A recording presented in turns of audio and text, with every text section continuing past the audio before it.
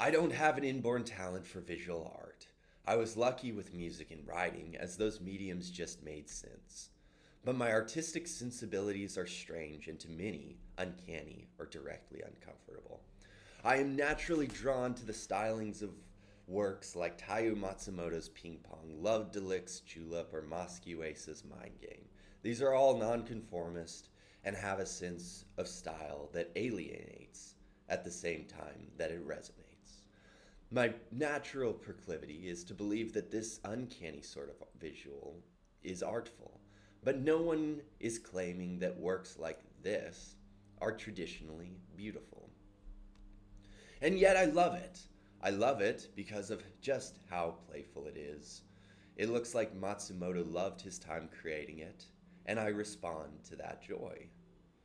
There is, perhaps, a through line from my initial inability to produce beautiful art to my proclivity for this exploration of the mildly uncanny but playful.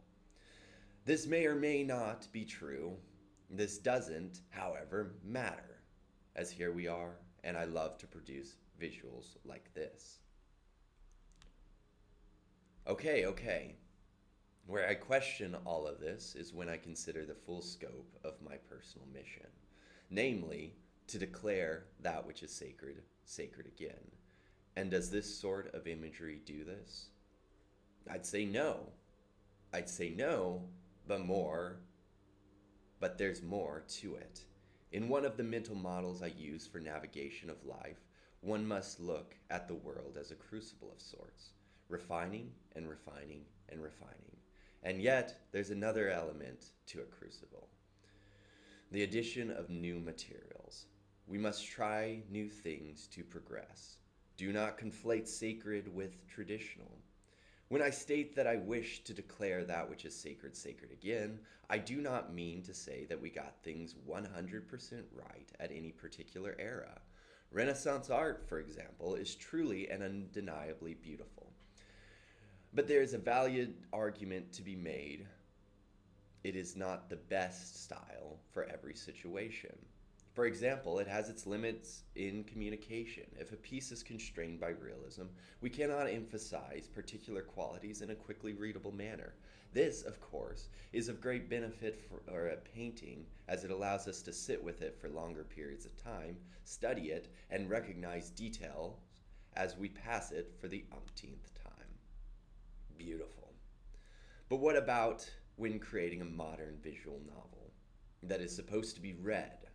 Visuals pass by you rather quickly, and because of this, legibility perhaps has a sacredness to it greater than studyable detail. Don't believe me? Think about alphanumeric characters, words even. What are these but abstractions? Think then of these sorts of characters as lying somewhere on an abstraction plane between real and physical world objects and words.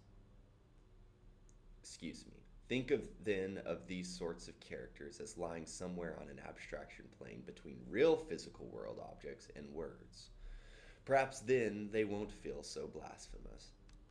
To ask the question now directly, what should these visuals convey?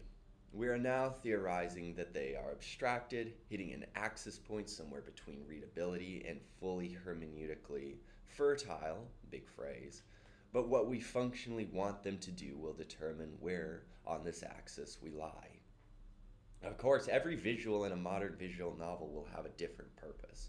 So let's take simply the portrait concept and consider it, as this was a concept stolen from a traditional visual novel and is fairly ripe for this type of discussion. Think about what these functionally convey to the user's mind, primarily the emotional language related through visage and gesture normally absent from purely textual writing. Yet, given the fact that many of these portrait images will be viewed over and over again, why not aim to display the emotional depth and interpretability of a great work of realism such as Leonardo's The Mona Lisa? To answer this, let us consider that the portrait is not only accompanied by additional information, text, additional visuals, etc. at any given time, but also that reuse is expected and even desired. Part of the brilliance of a work such as the Mona Lisa is to capture a moment so utterly exclusive and rich, with depth, that it allows the viewer to consider it to an arguably endless degree. Though while wonderful in frozen painting, it is this very complexity that muddies the communicative elements needed for our purpose. Our complexity does not, from an individual portrait, oh, excuse me, our complexity does not come from an individual portrait, but from how the portrait interacts with a particular page of dialogue and all other communication going on at any moment. Great value also may be derived from seeing the same emotion paired with different context. So we have an argument for simplicity and abstraction. However, this does not answer whether or not the uncanny nature blasphemes the same work that it is an element of. Is it mockery? Well, maybe we should go in at this with the perspective of play. See, the uncanny and the playful often go hand in hand. This slightly off style competency with the desire to break the rules if it is more interesting, more fun.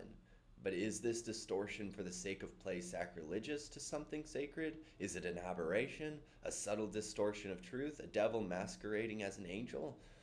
Alas, though I suspect not, in truth I do not have an answer, though it seems apt for me to revisit this soon.